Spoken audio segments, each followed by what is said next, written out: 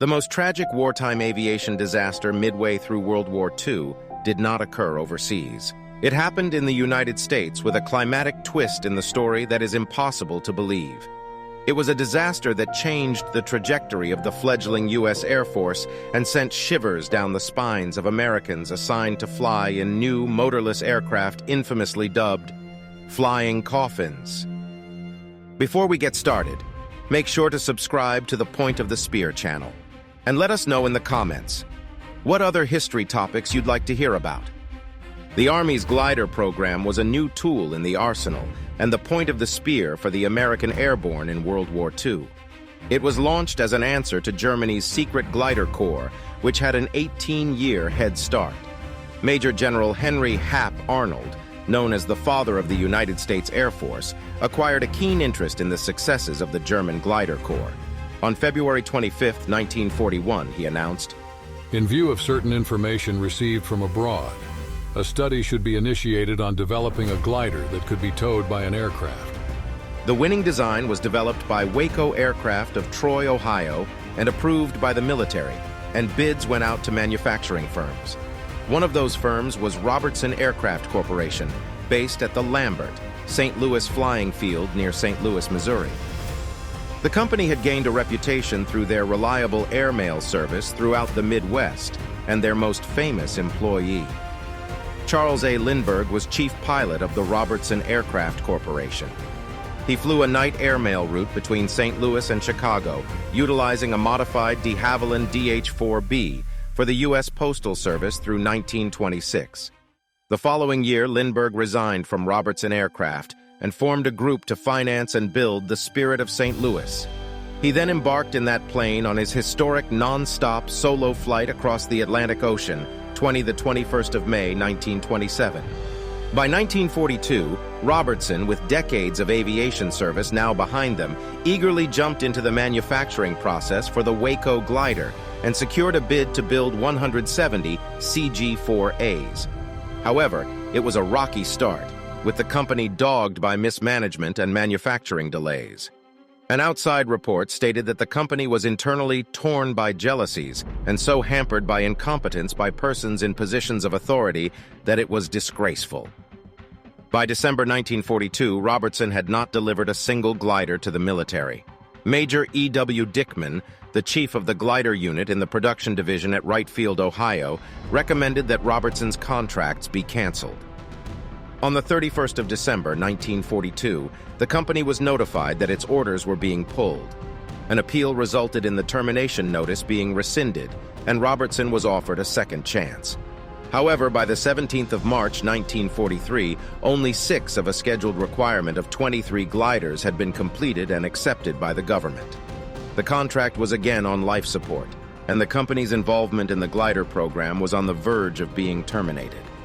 Undersecretary Robert P. Patterson interceded on May 1, 1943, declaring that he thought it would be cheaper to continue all CG-4A contracts than to cancel those of the poor producers, which saved Robertson's contract.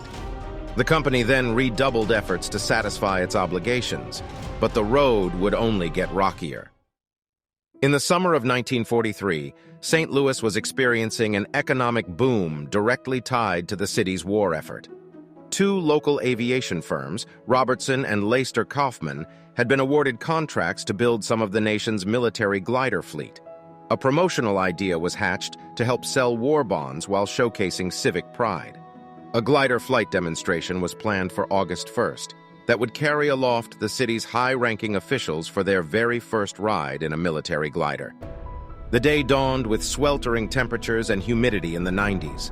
But the thousands of airshow attendees remained undaunted, and the streets leading to Lambert Field were jammed.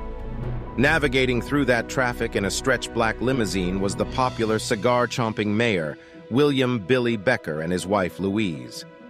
Louise, pouting beside her husband, had been initially invited on the glider flight, but told at the last minute that having women on board was against military rules. Operationally, gliders were towed into flight by a C-47 cargo and transport plane, and the waiting crowd was treated to an initial demonstration flight without the dignitaries, which went off without a hitch. Mayor Becker finally arrived on the tarmac opposite the grandstands to a cheering crowd and an olive-drab C-47 and Waco CG-4A. After a few short speeches and a push to buy war bonds, Mayor Becker boarded the glider with his fellow passengers. On board were St. Louis Deputy Controller Charles Cunningham, Director of Public Utilities Max Doyne, Army Air Force's Lieutenant Colonel Paul Hazelton, St. Louis Chamber of Commerce President Thomas Dysart, Robertson Aircraft President William Robertson, Robertson Aircraft Production Manager Harold Kruger, and St. Louis County Court Judge Henry Muller. On hand to capture all the action was St. Louis Cub photographer Jack Zert, whose soon-to-be chilling images would be printed by magazines and newspapers around the globe. Zert had earlier asked permission to bring his camera on board for the historic flight. Today, he remains undyingly grateful that the military turned down his request.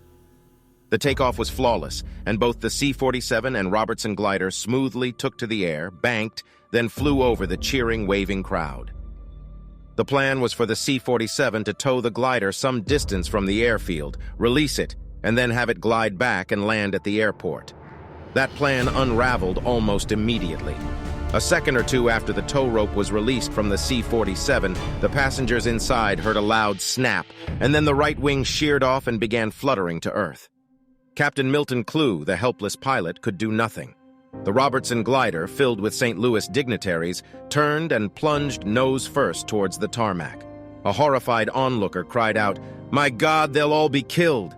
And with that, the Robertson glider met the earth at more than 80 miles per hour. The American public, which scarcely knew an American military glider program existed, was now greeted with nationally published photos revealing the terrible tragedy. Military officials who had supported the glider effort now had to contend with a public relations nightmare. With the American losses in Sicily less than a month earlier and Eisenhower's disinterest in fighting a war from the air, it had become the darkest of days for the American airborne. And for Hap Arnold's fledgling glider program, it was going to take no less than a miracle to get it back off the ground. Although sabotage was strongly suspected in St. Louis, an inquiry conducted by the Army Air Forces, the FBI, and both branches of Congress arrived at a different conclusion. A laboratory examination uncovered structural failure. The metal fitting that connected the wing strut to the fuselage had snapped. When engineers more closely examined the broken part, they determined that the metal had been bored to too great a depth, leaving it considerably and dangerously thinner than the specifications required. And in a twist where the truth is stranger than fiction, the subcontractor responsible for the part's manufacture, Gardner Metal Products Company, had never designed fittings for an aircraft. More importantly and ironically, their business was the manufacture of coffins. The day prior to the glider flight, newspaper reporters had asked Mayor Becker about the possible safety hazards and if he was worried. He responded jokingly with a comment almost eerily prescient. "Gentlemen, you can die only once, and we all must die sometime. After all, when our time comes to die, there isn't much we can do about it." What do you think about this aviation tragedy? Could it have been sabotage? Let us know in the comments below. And check out other Point of the Spear videos and click that subscribe button and notification bell. You don't want to miss our next video.